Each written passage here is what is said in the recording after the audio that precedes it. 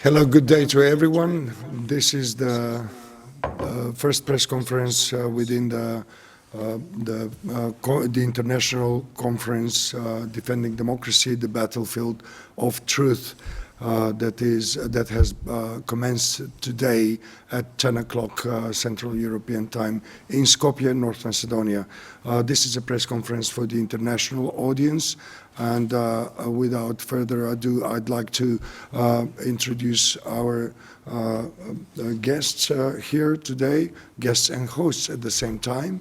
My name is Xhabir Derala from Civil Center for Freedom, based in Skopje, North Macedonia, and with me is Mr. Roger Casale, founder of the Westminster Alliance for Ukraine, a former British member of the Parliament, and a great supporter of Ukraine and democracy. Next to him is Dr. Wolfgang Resman, the head of the New European People's Forum, as well as president of the Media Dialogue from Germany. Today we are going to speak about the conference, but also about the key issues that are related to the conference's theme and title, which is Defending Democracy, the Battlefield of Truth. Namely, tonight at 6 o'clock p.m. Central European Time, we will have a very important panel, international panel, titled Ukraine's Struggle, Europe's Future, Our Common Reality, Lessons and Next Steps, with presence of these two guests, honorable guests of ours, but also with another more than 10 participants from across Europe and beyond, who come from parliaments, various parliaments, governments, civil society organizations, media, academia, and the expert community. This panel is also including the voice of Ukraine through members of parliament, of the members of Verkhovna Rada, and so on. But more about it you can find on defendingdemocracy.global. And now let's go with our press conference. I'd like to start with Mr. Casale, who will tell us a little bit more about Westminster Alliance for Ukraine, what it is and what are we, where is it heading? Well, thank you very much indeed, Xhabir. And first of all, just let me say how pleased I am to be here in Skopje in North Macedonia again with my good friend and colleague Xhabir Derala, Xhabir, our host, and my good friend and colleague Dr. Wolfgang Resman, to defend democracy and human rights. And here is the publication of the policy recommendations from the last time we were here last December. And the Westminster Alliance for Ukraine grew out of that conference in December in Human Rights Week last year. And just also let me say, in introducing myself, that when I was a member of Parliament, a British member of Parliament, a Labour member of Parliament, and also part of the ministerial team in the Foreign Office, that was a long time ago. There was somebody called Tony Blair was the Prime Minister, and Gordon Brown, and I was Jack Straw was the Foreign Secretary. And in those days, back in I was an MP until 2005, we used to go around Europe promoting democracy and human rights. And I'm afraid to say that today, what we have to do is defend human rights and democracy. And that's what Civil, 25 years celebrated last year, have been doing so courageously and so effectively here in North Macedonia and in the Balkans. But it's also what we have to do today all over Europe. And so we have a great deal to learn from the struggle for democracy and human rights here in the Balkans, which is of great application to what is happening in other parts of Europe, including in the UK and in Germany, because we are facing a situation of hybrid warfare. We have one state, Russia, that has invaded another state, Ukraine, and is seeking to eradicate it from the face of the map, something that we have not seen in Europe since the Second World War. And we know that the borders of Ukraine are porous, that the conflict, it's a hybrid warfare. which means that the conflict does not stop at the borders of Ukraine. It goes well beyond the borders of Ukraine. It goes into the Balkans. We feel it here in North Macedonia, in Skopje, where we are today, and we feel it in the rest of Europe, in Italy and in Britain, where I live, in Germany, where Wolfgang lives, all over the world today. And that's why we founded the Westminster Alliance for Ukraine. And you might ask yourself, what is the Westminster Alliance for Ukraine? Why is it called the Westminster Alliance for Ukraine?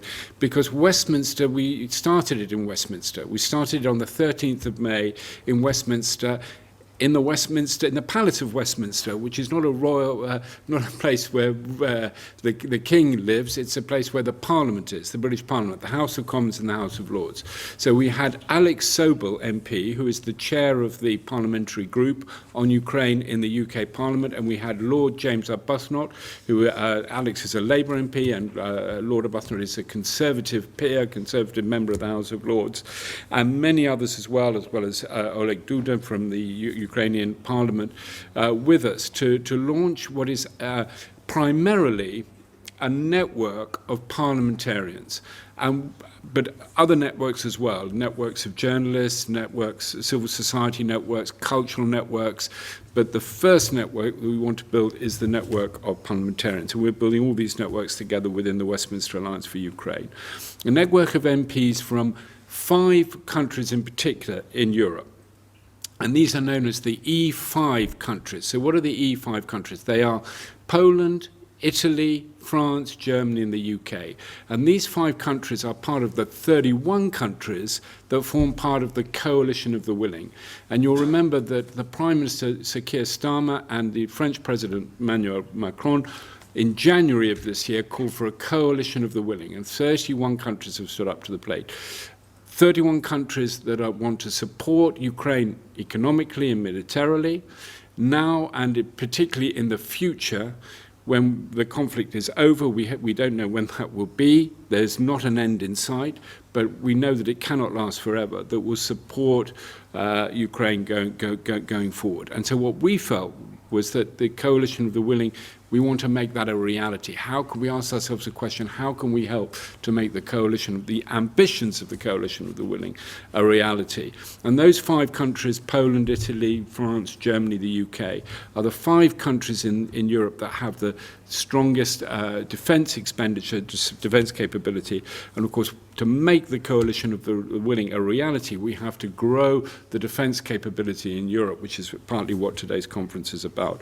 So we are trying to encourage MPs from those countries with the support also of Ukrainian MPs and also working with the EU institutions and NATO to be able to get more parliamentary support and more public support behind the ambitions of the coalition of the willing, which are to support Ukraine economically, militarily, economically, and culturally, and also at the civil society level, now and in the future.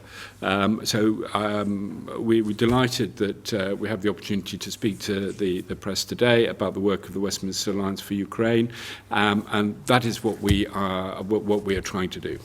And of course, it was a very significant event in Rome, and many other activities of the Westminster Alliance for Ukraine that might and should be mentioned. But before that, I would like to go with another question. Speaking about the E5, that's the E5, those 5 countries with the highest military and defense expenditure and so on.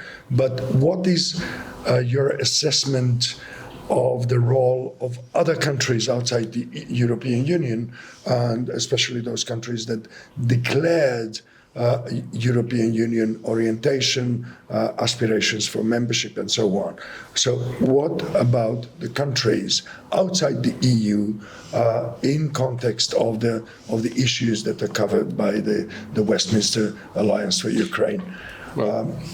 Thank you very much. That's an absolutely great question. Of course, here we are in North Macedonia in the Balkans, right. And the Balkans are in the front line of the hybrid warfare with Russia. And you very kindly mentioned the event that we had in the Westminster Alliance for Ukraine had in Rome on Friday, where we had Senator Emanuele Lopafido from the Fratelli d'Italia, and we had, Senator, the Deputato Onorevole Emanuele Lopafido from the Fratelli d'Italia, from the Foreign Affairs Committee in the Chamber of Deputies, and we had Filippo Sensi, the Senator Filippo Sensi from the Foreign Affairs Committee in the Senate with us, as well as think tanks and others and so on.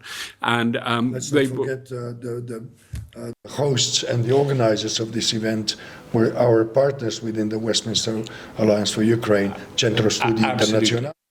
The event was moderated by Emanuele Ericchiello, who is with the Centro Studi Internazionali, our Italian partners, and we say thank you to them for organising a meeting with those members of the Italian Parliament and think tanks.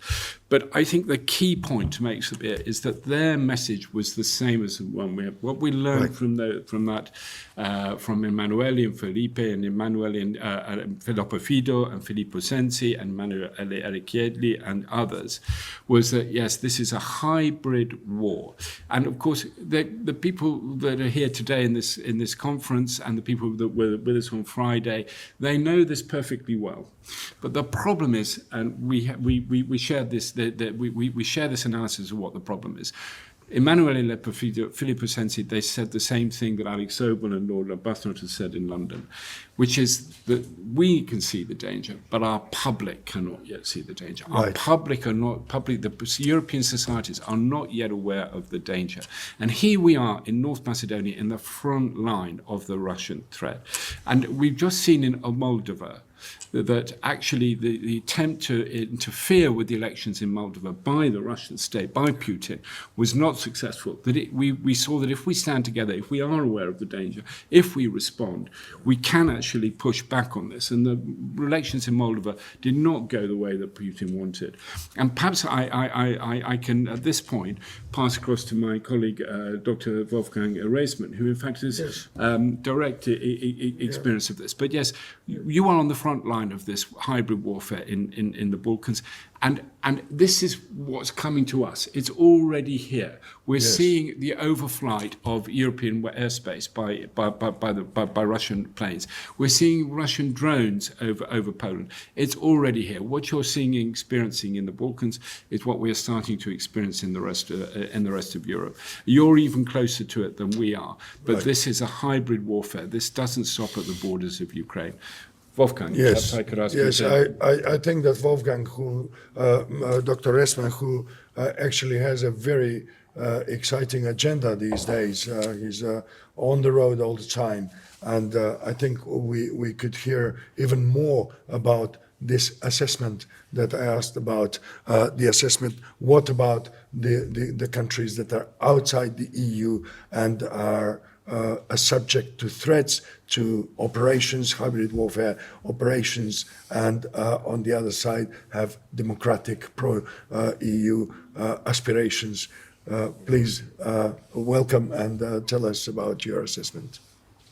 Yeah, thank you very much, Xhabir, and naturally also Roger Casale for the questions and the input. For me, it's now the third time to be here, and that shows that North Macedonia is an important place for fighting for democracy and human rights, as like Roger says, as a front line against Russian propaganda and the Russian influence on the whole Balkan region. But what we see is not only Russian hybrid warfare in the Balkan region, we saw it all over Europe. For example, I've been in Tallinn just 4 weeks ago, where the Russian military planes flew about 12 minutes over Tallinn and over Estonia. And this was also a big, in my view, part of aggression, which is new in Europe after the Second World War. We are last week I've been in Georgia with a European project which which we had to make completely from Armenia, because this so-called Georgian dream, the government in Georgia, did not was not able to permit our media trainings in Georgia. They are really bringing the whole civil society under pressure, the journalists under pressure. We met journalists in Georgia. They said, no, we are sitting here with you drinking coffee. Perhaps we are interested in the evening. This is a situation when Russian pressure becomes true and reality in other parts of Europe. And so I think it's a very important thing that Europe must wake up and getting awareness. Awareness means politicians should see what's really going on and how big the danger is.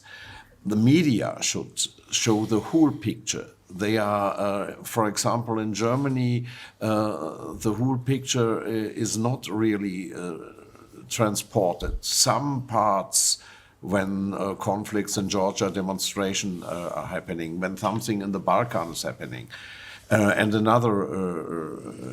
Estonia also. But all these puzzle pieces are not giving the whole picture. And we have to see the whole picture to understand what's going on.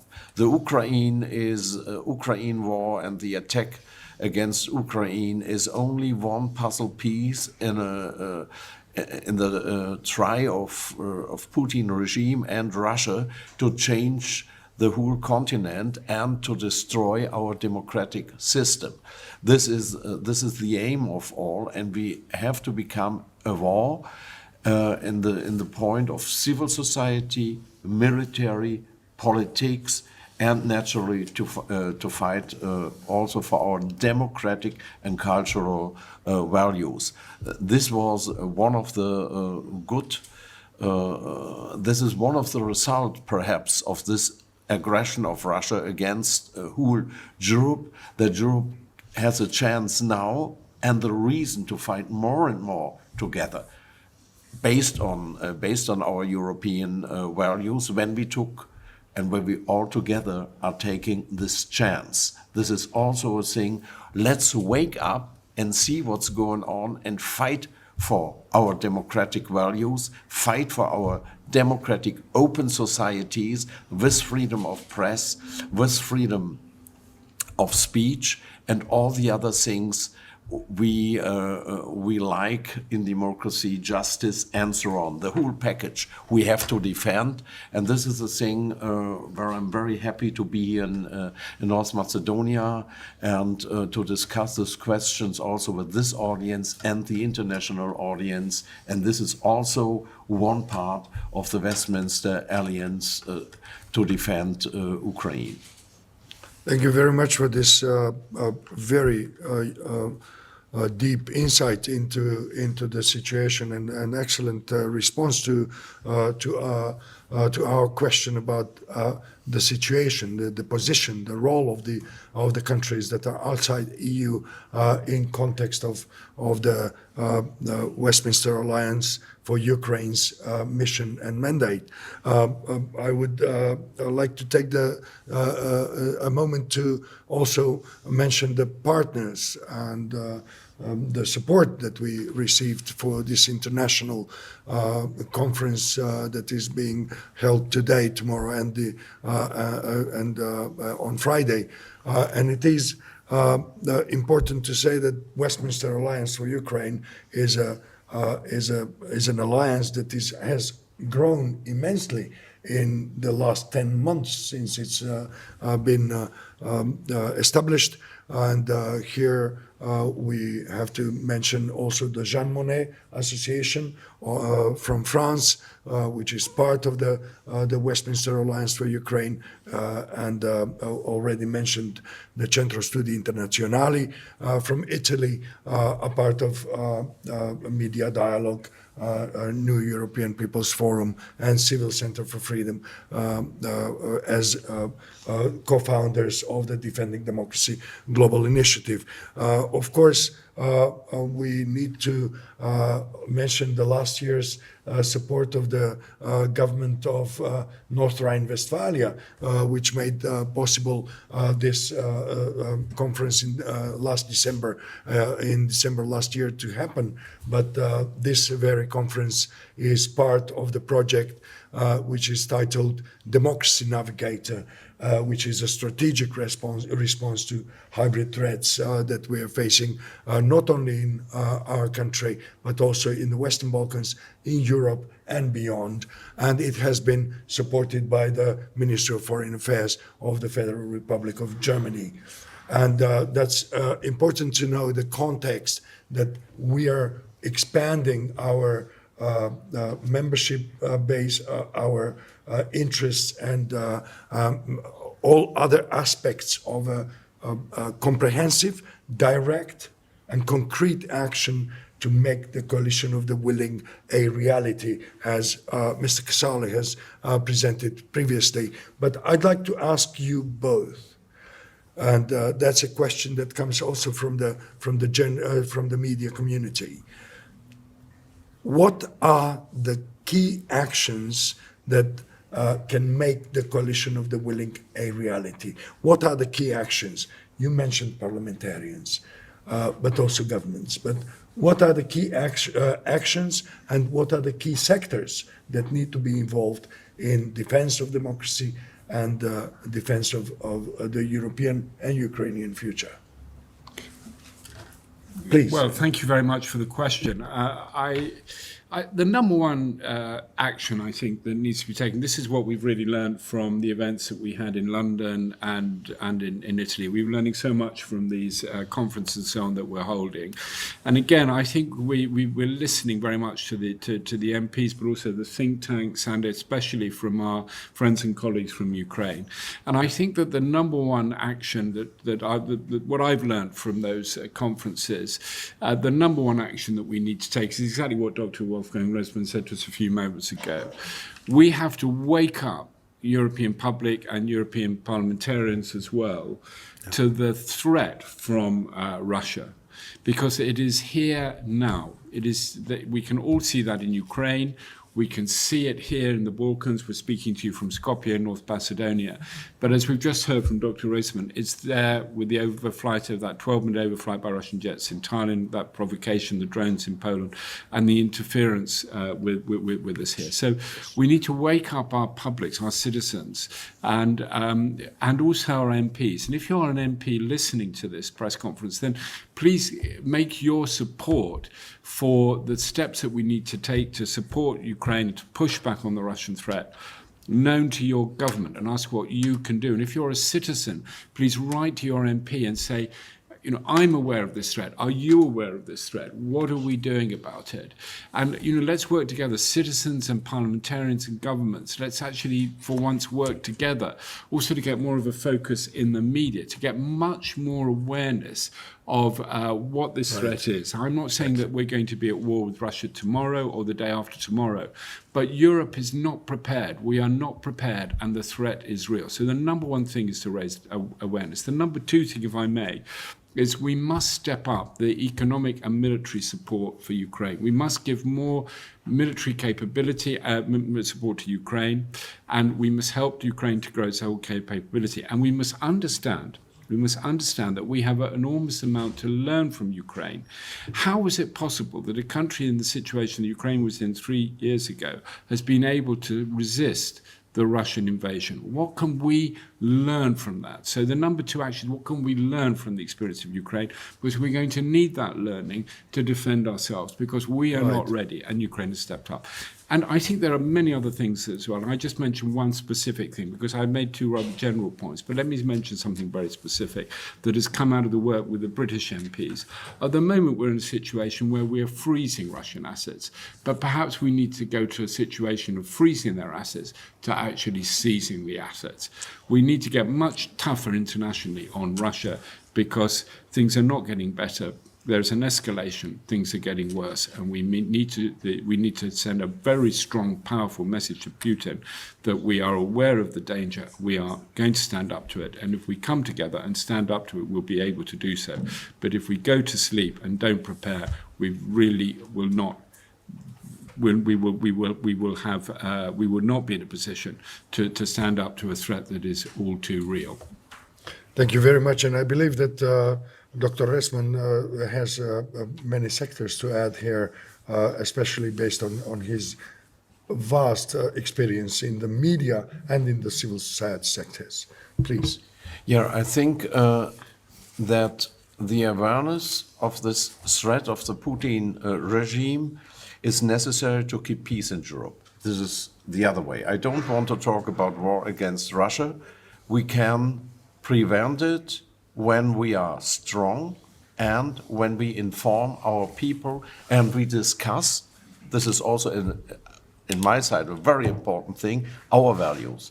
When we are discussing also the things which are not working very well in the Western, in the EU and in the whole Western Europe world. Let's say it in these words. This discussion is a great chance for us to redefine Europe too, to find Europe again as a strong power worldwide with 400 million people, with economic power, what we have. And also, let me say it in this way, the chance to develop our forces independent from the US under the circumstances we have. This is also a chance for Western Europe to redefine our values, our system, and to become a strong player in the whole global world. When you see it from this perspective, the Russian threat becomes relatively a chance. But therefore, we need the support of the people. We need the support of civil society. We need the support of the journalists, transporting all these questions to an audience and show how important it is when Europe will have a chance to not only to survive inverted commas, but to be a strong partner in the future for the world. I think this is important. Our cultural diversity in Europe, our military possibilities to develop, and to show that we are a real alternative to this Russian Putin imperialism, to show that the people, again, like Roger told it, Moldova did it. And we hopefully also other partners do it. So let's keep this chance in cultural, media, and political, in the political sphere. And there, when this will work, I'm optimistic that we will overcome this challenge. Thank you very much, Dr. Resman. This press conference needs to end because in just a few moments, a press conference for the domestic media need to start.